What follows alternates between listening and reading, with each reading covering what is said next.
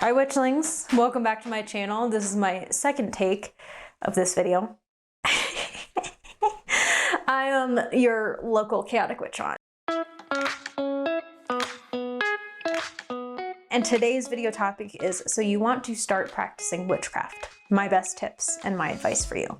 This is going to be a video that is less about which books I think you should buy and which spells I think you should do, which those videos do exist on my channel, and more about what I think, what skills and, mindset should be there starting witchcraft. And I don't mean like be a positive bitch all the time.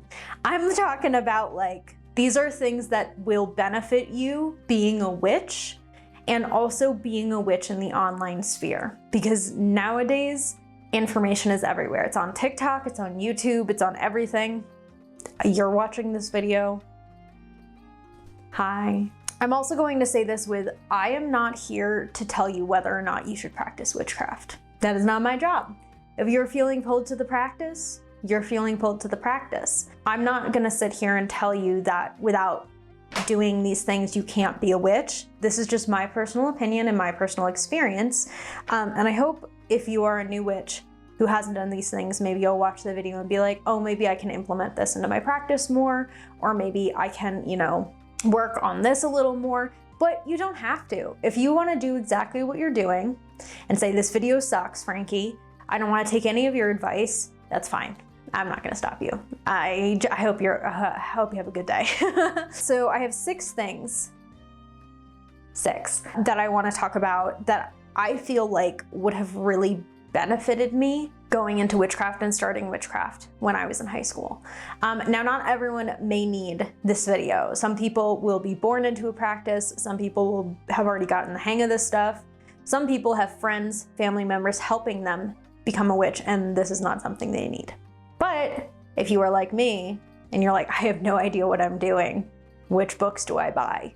And Google is like, Scott Cunningham's Book of Shadows. This is for you. Don't read that book. I don't love it. I don't love it. If you want to read it, you can. I'm not going to stop you, but it wasn't the best book for me to pick up as a beginner. So 6 things. I'm going to list them out and then we're going to go through each one. Number 1, research and research skills.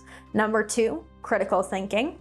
Number 3, intuition, your intuition and understanding your intuition. Number 4, not putting yourself in a box. Number 5, allowing yourself to make mistakes. And 6, room for growth and change. These are the 6 things that I feel like every witch could benefit from and every witch can work with. So we're starting off with research. This is like, what does research look like? How to research? Is research really important? Depends on your tradition. If you are a fully intuitive witch and you're making up everything, that's fine, go for it. So there are a few sections to research. I'm gonna talk mostly about like cross-referencing and repeatable sources.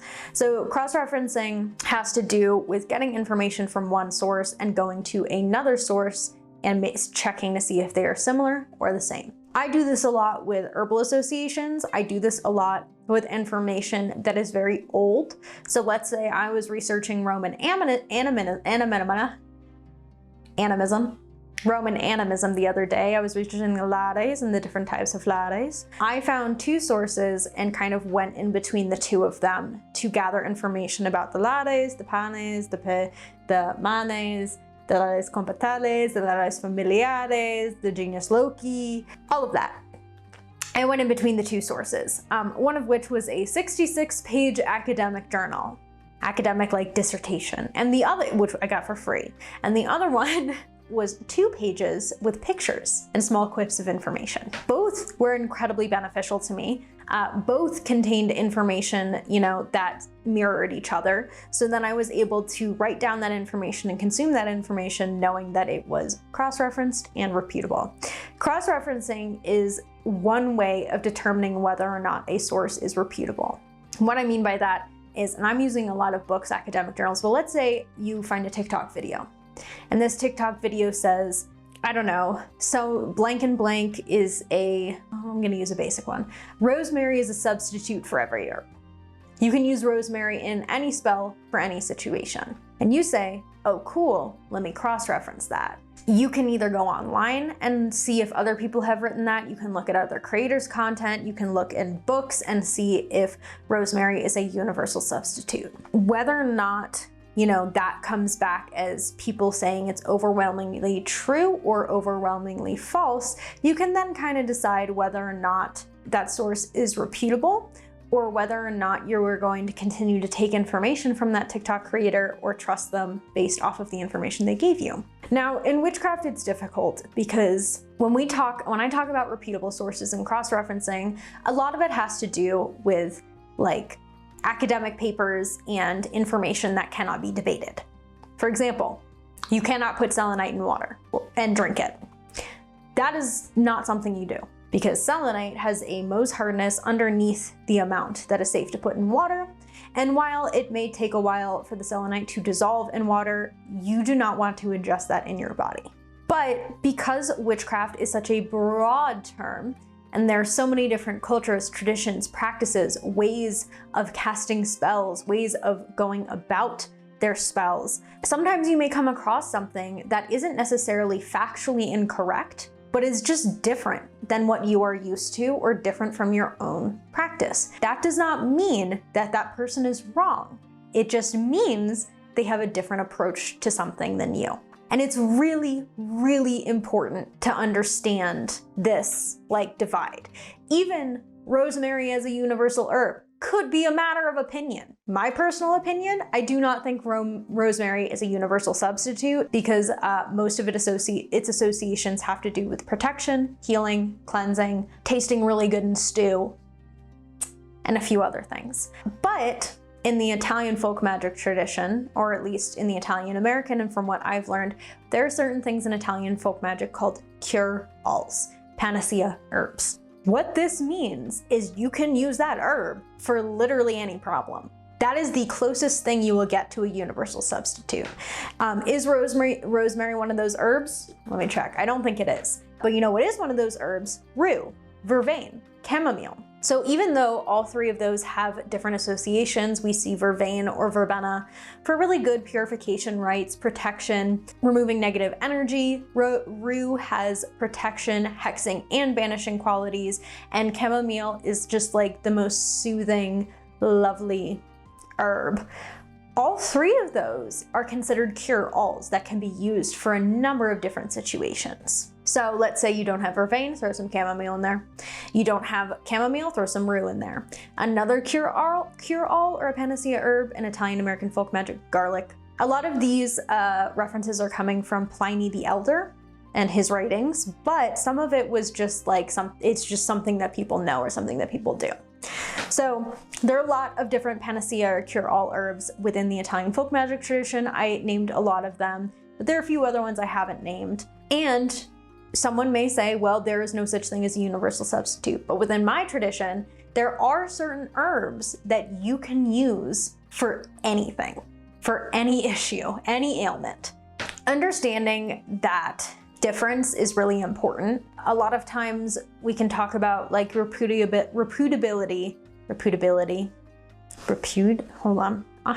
can talk about reputability in terms of, is the information they're putting out historically accurate? Is the information they're putting out safe? And is the information they're putting out, researched themselves? It's okay if people make up things.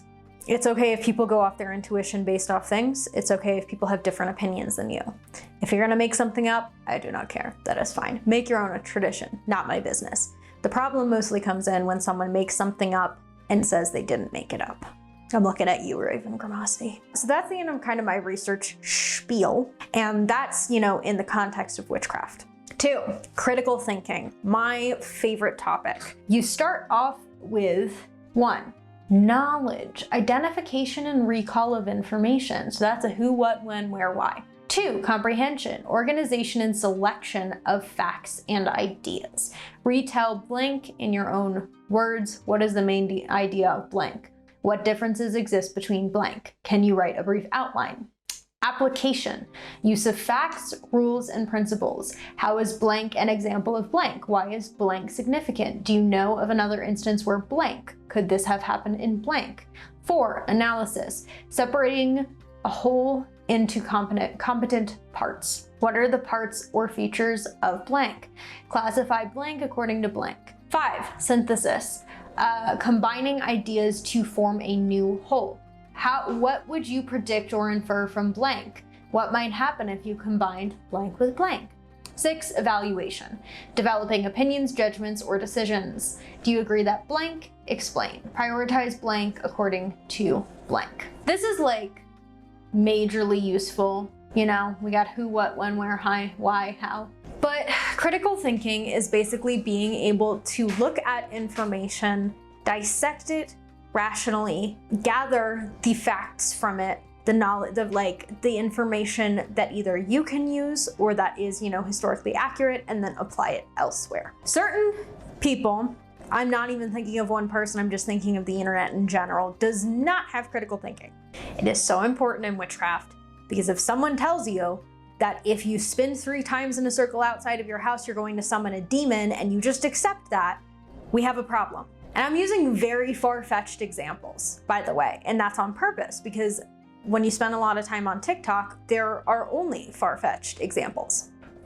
There are going to be other instances where someone says something that's not far-fetched and you can critically think your way through it. But for the most part, if someone says, yeah, Moldavite's going to kill your parents, you have to approach that statement with critical thinking. Once again, very far-fetched examples. So let's start with the first one. If you spin 3 times out in a circle outside of your house, you're going to summon a demon. 1, we're going to think of, where does this statement come from? What tradition is this based in? Did this person, where does it come from? Who said it? What does this infer? Like, what does this mean? Well, you know, you get what it means. How does this happen? What is the cause and effect between this? And why? Why was this said? What is the person's intent? All right, I'm getting up my little, so I can go in order. And then critical thinking skills. I love my little high school chart. I love high school charts. So comprehension. Retell, you are going to, if you spin outside of your house, if you spin in a circle 3 times outside of your house, you're going to summon a demon in your own words. So can you retell it? Can you write a brief outline? And what is the main idea? We're just going to sticking with what is the main idea. What is the main purpose of this argument? You're going to spin 3 times outside of your house and summon a demon. What is the purpose of it? Is it to educate people? Is it to make people afraid? Is it a joke? Is it satire?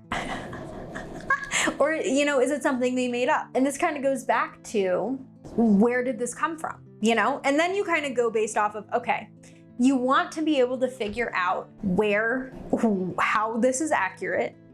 In what instances does this happen? Is the person saying this is specific to a tradition that you are not a part of? Because then, okay, makes sense.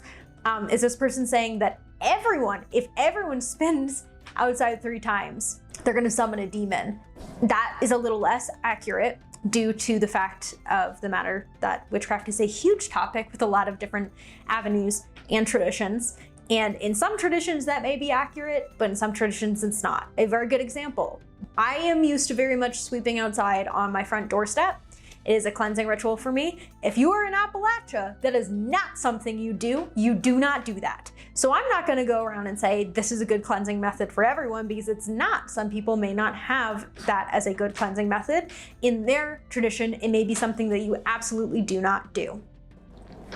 So we're gonna move on to analysis. What evidence can you present for blank? Now you're analyzing, right? You know the who, what, when, where, why, or maybe you don't. What evidence is there to show that this is accurate, either completely accurate for every single witch that exists in every tradition, or completely accurate for this tradition, this specific tradition? Or is this a piece of folklore that the person exemplified, you know, glamorized, and kind of made a little crazier for TikTok? So this kind of helps you look at, and I'm using TikTok as an example, but it helps you look at content you are engaging with as a beginner witch and saying, Okay, this is what I know about this piece of information, and going based off that. Synthesis. All right, here we go. What solutions would you suggest? This doesn't work for this. What solutions would you suggest for turning 3 times outside in a circle and summoning a demon? Go, quick, in the comments. And then you can come to your evaluation and develop your opinion, judgment, or decision. Do you agree with it? Why or why not? What is most important? What do you think about blank? So this is like, you're getting to a point where you can say you've gotten all the information on whether this is something that is based on folklore, something that is based on one specific tradition, something that the person took and kind of exemplified. And part of this is cross-referencing. Part of this is looking to see if other people have made videos or content about this topic, or even written an article talking about this and where it came from and what it means, or was this something that was made up? And then you can decide, do I agree with this? Is this something I want to engage with? Is this something that I feel like is reputable and helpful? Critical thinking, babies. It's my favorite thing. That is like the shoddiest example of critical thinking. And I think I input this in Witchcraft because in so many books, on so many platforms, everywhere you go, there are people who will share information about witchcraft that isn't entirely accurate. Or it is something specific to their practice and their, unverified personal gnosis. But when they create content about it, when they create a book about it, they say that it applies to everyone, or they do not specify that it's a personal experience. And then the inference is that it applies to everyone, which is why it is so important to be specific with how you say things on the internet, because it is so easy for people to infer. If you don't say, this is where I got this piece of information, it is based on this, this is how I came to this conclusion, to be like, oh, I am in a completely separate tradition and now I think this applies to me, or this is a universal truth. Woo, critical thinking section was hard. I'm gonna take a little drinky poo. Critical thinking is important, my babes. Like, if someone tells you, here's a smaller example of critical thinking. If someone tells you that a plant is poisonous, do not eat it. Do not eat it. If you really want to ingest it, look and see if there's a safe way of ingesting it, which there probably isn't, or a safe way with working with it, like topical usage, but do not ingest it if someone tells you it's poisonous and will kill you. I know a lot of you have intrusive thoughts, but this is the one thing I'm gonna be a stickler on. Do not eat a poisonous plant. That is one example. Number 3. Intuition. Intuition has to do with a couple things. One, this is intuition about your practice, intuition about your guides, intuition based about your body and what you are comfortable with, and then intuition about what is or isn't okay for you. We're gonna elaborate. So intuition is by far, in my opinion, next to critical thinking, next to researching, one of the more important aspects of witchcraft. Because when, if someone tells you like, oh, just follow your intuition for this spell, and you're like, I don't know how to do that and I don't know what that means, I'm going to explain it for you. When you're walking down the street and you get a gut feeling that someone is watching you, the hairs on the back of your neck rise and you just feel something there. That's your intuition. Working with intuition, developing intuition, and getting to the point where you can recognize those gut feelings and that feeling like quickly, and you don't have to really parse through a bunch of mental blockages to get to your intuition takes time. Took me years. I'm still really bad at it. Still so bad at it. So let's say color correspondences for candles. Red is protection, blue is for peace and harmony. But for some reason in this creativity spell, you are really feeling pulled to blue. There is a gut feeling that is telling you to use blue. Use blue. Intuition is important because it not only does it inform us about our practice and what is right for us and what direction and methods we should use in our personal lives and our sacred spaces, but it also tells us when something isn't okay. I mean this in a spiritual sense, I mean this in a physical sense. I'm using TikTok again. If you come across a TikTok video on the For You page and you get this gut feeling, or you get this feeling that you don't like it.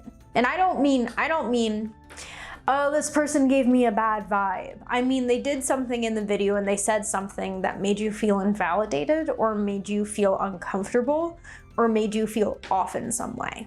You then know that that is maybe a creator that you just don't vibe with. And it is very important to put that distinction between everyone on Witch Talk, whenever anything bad happens with a creator, them being like, oh, I always got a bad vibe from them, I've never liked them. That is different than someone putting you outside of your comfort zone or setting off red flags in their content. You are relying on your intuition to understand that. You're also relying on your critical thinking skills, which is why I did both. Because critical thinking may tell you that you know that this is a red flag. You know that this is fear-mongering. You know that this is something that is historically inaccurate or factually incorrect, not just a matter of personal opinion. And your intuition is then adding to that, saying, oh, this person is making me feel uncomfortable. This person is violating a boundary of mine. This person is saying something in a way that I feel like is harmful to my well-being. Now you know your boundaries. Intuition is also important because if you're in a situation, in a spiritual situation, in a spiritual setting, in a coven, and someone does something that makes you uncomfortable, and your gut feeling goes off and says, oh, something's wrong here. I don't like this. And either it's they violated a boundary, they did something to you that made you uncomfortable, that hurt you, your intuition is kicking in, telling you this is not okay. Then you apply critical thinking and say, you know what? This is something that this person shouldn't have done. This is a red flag. This is here. All of those are really important. So intuition isn't just about intuitively choosing your herbs, intuitively spell casting. It's also about knowing your boundaries and knowing what feels comfortable and uncomfortable for you, alongside critical thinking. For me, personally, my intuition told me a lot of times that things were off in a situation, or maybe I shouldn't do something, or I was getting a feeling and trying to justify, not having that feeling. And then I was proven right, that it was something that I should have stayed away from, that I should have disengaged with right away, that I should have let go. But I, did the thing where I was like, I don't know, I think I'm wrong. I don't think my intuition is doing this. I tried to justify not listening to that gut feeling because I felt like I could logic my way out of it. And that's normal. That's something that I still struggle with. I still struggle a lot with, I have a gut feeling, but I'm going to second guess myself and I am going to doubt myself because it's been a really long time since I've been able to naturally listen to my intuition. Next, not putting yourself in a box. This is more of a personal opinion. This is less kind of like intense. Not putting yourself in a box, and what that means is and this is so much based on my personal experience, I would have had a much easier time in my practice if I didn't automatically try to put myself somewhere. If I didn't automatically say, I am a green witch, I am a kitchen witch, I am a Wiccan, I am this. These are all the things that I am and I am gonna stay here. I would have had a much easier time if I allowed myself to explore lots of different things and try out different practices and traditions and learn from a bunch of different places and then decide where I kind of felt right. This is something that you don't necessarily have to do. If you are sitting here and saying, no, I'm a green witch and I'm a beginner and I really want to call myself a green witch, nothing is stopping you from putting that label on yourself. I personally feel like the ability to not label oneself when first starting keeps a lot of different pathways open. And that's kind of my personal thing, is like, I felt like I should be learning about this one pathway because I felt like that's what I was going to be and that's where I was, instead of exploring lots of different things. Did I still end up exactly where I was supposed to? Yeah. But knowing that that box does not define you, you can change it at will. You can decide, you know what, this isn't for me, I'm going this way, whenever you want. And that kind of feeds into the next two, allowing yourself to make mistakes. Every witch makes mistakes. Every person makes mistakes. Every practitioner makes mistakes. What gives us freedom, I saw this in a TikTok, what gives us freedom and what says the most about us is how we respond after we make those mistakes. If that mistake hurts someone, are we going to own up to it, take accountability and apologize? Or are we going to pretend that it never happened? If that mistake is a spell that backfired, How are you going to respond to it? And some of it is, you know, funny little witchy mistakes, like accidentally hexing your family for 5 years. And some of it is actual mistakes. Sometimes mistakes are harmless little things, like you spill candle wax all over your oven. And sometimes, you know, it's accidentally having the wrong information or spreading misinformation about something. Or sometimes it's harmful to other people. You educated or tried to talk about something that wasn't your place to educate or talk about. How are you going to respond to that? You know, and mistakes are important for the sixth one, which is growth and change. Mistakes are how we learn things aren't okay. Mistakes are how we learn to do things the way that feels right. Mistakes are one of the most important parts of witchcraft and being a witch, because you are going to make a mistake. No matter what, something's going to happen. It may be a spell backfire, it may be something you say, it may be a practice that is harmful or appropriative that you did not know was. How are you going to move forward? Are you going to pretend it never happened, pretend you didn't know that it was a mistake, that you didn't know it was okay, and just kind of move on with your life? Or are you gonna stop and say, I had no idea about this. Let me take some time to educate myself on this mistake, apologize to the people I've harmed if you have harmed people, and take accountability moving forward. And that is one of the most important parts of witchcraft. The ability to say, you know what? I don't know the answer to this, or you know what, I think I was wrong about that. And then learn more and learn differently and change your opinions. Witchcraft is consistently evolving. It is always changing. There's always going to be new information coming out, new voices that are put, that have a space to speak when they didn't years ago. So it's not about beating yourself up for not knowing something. It's about recognizing why you not knowing that was harmful and learning to do better. That's my spiel. And also, if if your mistake was accidentally hexing your family for 4 years, you got to take accountability with them too. First step is getting that lemon out of the gutter. The next step is making sure you never cast a hex in the house again. And that's accountability. People are gonna be like, if you're new here, that did happen to me. And I am, consistently, the agreement was no hexing in the house after that, because that makes a lot of sense. And also, then I changed my practice and kind of my personal mantra to don't shit where you eat. So I never do hexes at home anymore, even though I'm not living with my parents and my family. Oh, room for growth and change. To add on to that a little more, not just in the area of mistakes, but allowing yourself to grow, allowing your practice to change, allowing your paths to change whichever direction you want. All of that is okay. It's normal.